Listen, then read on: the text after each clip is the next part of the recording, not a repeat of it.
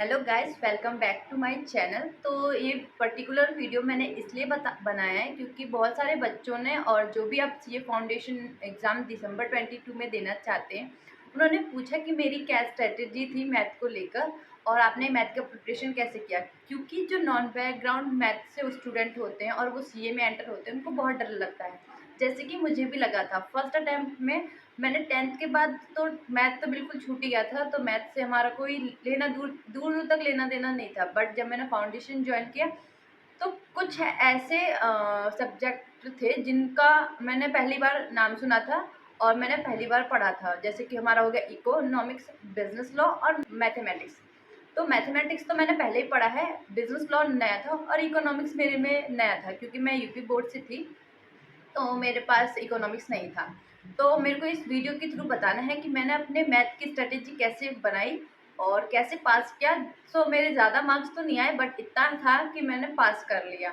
But non background math से जो student होते हैं, उनको पास होने के लिए भी बहुत एफर्ट करना होता है मैथमेटिक्स में। तो मैं बताती हूँ अपनी स्ट्रेटेजी कि मैंने कैसे किया।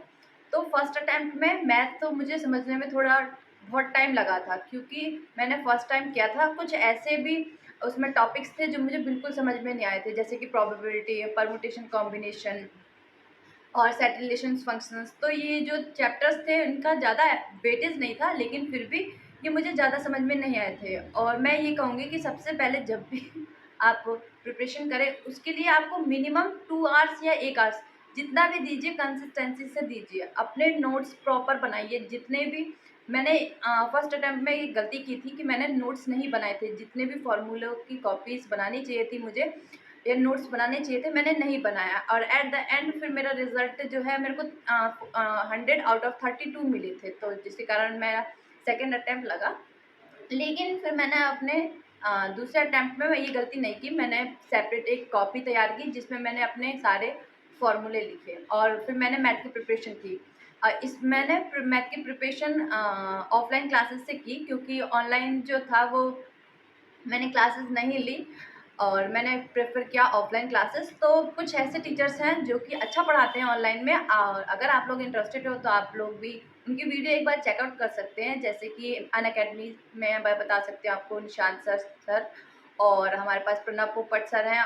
और ग्रूमिंग क्लासेस में भी अच्छी मैथ की प्रैक्टिस होती है। और ऐसे बहुत सारे ऑनलाइन आपको पोर्टल मिल जाएंगे जो कि आपको मैथमेटिक्स में मदद कर सकते हैं अगर आप ऑनलाइन करना चाहते हैं तो। सबसे पहले है कि आपको मिनिमम 2 आवर्स देने होंगे मैथ को कंसिस्टेंसी के बाद। आपके पास उसके लिए अगर मान लो आप कहीं कहीं जा रहे हैं और हमारे पास इतना समय नहीं है कि हम मैथ को टाइम दे या नहीं दे, तो आप 1 घंटे कीजिए, लेकिन कंसिस्टेंसी से मैथ को कीजिए। और अपनी एक सेपरेट कॉपी बनाइए फॉर्मूले की, जिसमें आप सारे फॉर्मूले लिखिए, क्योंकि एट द एंड जब एग्ज़ाम पास आता है तो हमारे पास बहुत सारे फॉर्मूले हो जाते हैं। तो 1 या 2 दिन 3 दिन पहले जो होता है, सारे फॉर्मूले रिवाइज रेगुलरली बेस पे कीजिए। तो उससे जो होता है, हमारा कॉन्फिडेंस बूस्ट होता है कि मुझे हाँ सारे फॉर्मूले याद है तो मैं अच्छा कर लूँगी। तो मैंने अप्रॉक्स 59 या 60 क्वेश्चंस अटेम्प्ट किए थे इन सीए फाउंडेशन जून 22 अटेम्प्ट में। और फिर मेरे 49 आए हैं मेरे मार्क्स, क्योंकि कुछ ऐसे क्वेश्चंस थे टाइम वैल्यू ऑफ मनी के जून 22 एग्जामिनेशन में, जिनके आंसर नहीं आए थे। मुझे बहुत अच्छे से टाइम वैल्यू ऑफ मनी आता था, लेकिन मैंने बहुत सारी कोशिश की, लेकिन फिर भी उनके 1-2 क्वेश्चंस के आंसर नहीं आए थे।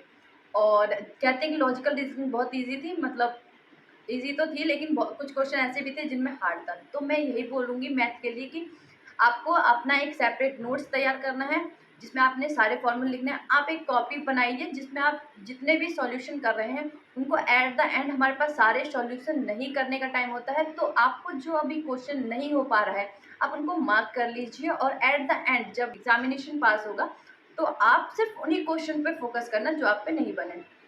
आप सबसे पहले आपको प्रेफरेंस देना चाहिए आईसीआई मॉड्यूल को। आईसीआई मॉड्यूल अगर आपने पूरा किया है तो भी आप सीए फाउंडेशन एक बार में कर सकते हैं क्लियर। और अगर आपके पास इतना इनफ टाइम है कि आपने पूरा मॉड्यूल सॉल्व कर लिया है, तो उसके बाद आप आरटीपीज, एमटीपी और कहते हैं स्कैनर, मैंने स्कैनर भी 1-2 कुछ क्वेश्चंस किए थे।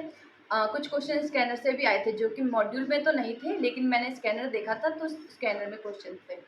तो ये थी मेरी स्ट्रेटजी जिसके थ्रू मैंने 49 मार्क्स आए। नॉट गुड मार्क्स, बट इतना था कि पास होना। तो ये है मेरी स्ट्रेटजी मैथ को लेकर।